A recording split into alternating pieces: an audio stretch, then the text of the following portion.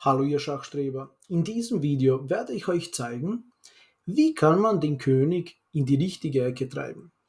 Das heißt, im vorherigen Video haben wir gesehen, wenn der König in der weißen Ecke sich befindet und wir haben einen weißfeldigen Läufer. Das heißt, in dem Fall steht der König auf dem schwarzen Feld. Die Stellung ist auch wichtig zu merken. Das heißt, unser Läufer deckt das Feld H7 und der Springer steht auf E5. Ganz gut.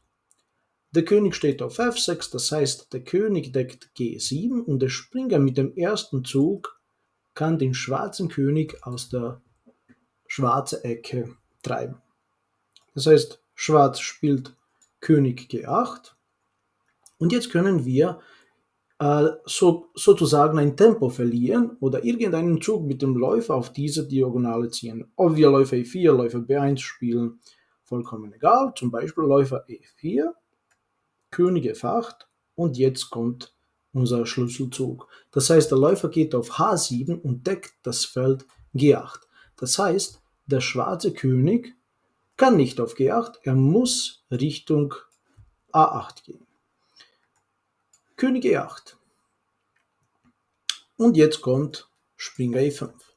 Also wie man sieht, also der Springer wird so eine V-Bewegung machen oder W-Bewegung. Das heißt, Springer geht auf E5, dann auf D7 und dann wird er irgendwann mal schon wieder auf das Feld D5 landen.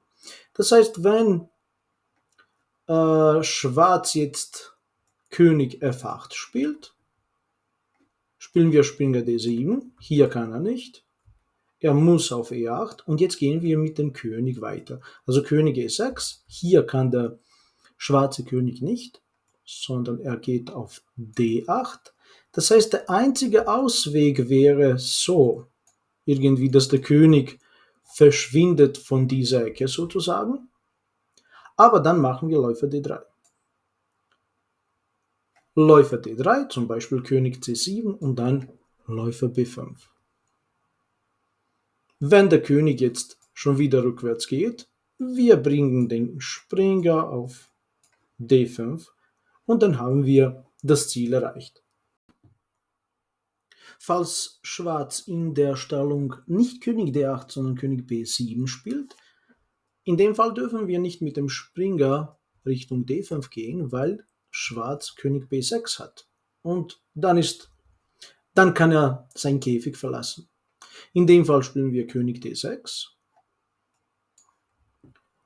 Und wenn Schwarz zum Beispiel König A7 spielt, gehen wir mit dem König auf C7, dann ist schon bald matt. Dann werden wir unser Verfahren anwenden mit dem Läufer C8, König A8 und jetzt kann ich zum Beispiel Springer F6, Springer D5, Springer E7, Springer C6 und Läufer B7.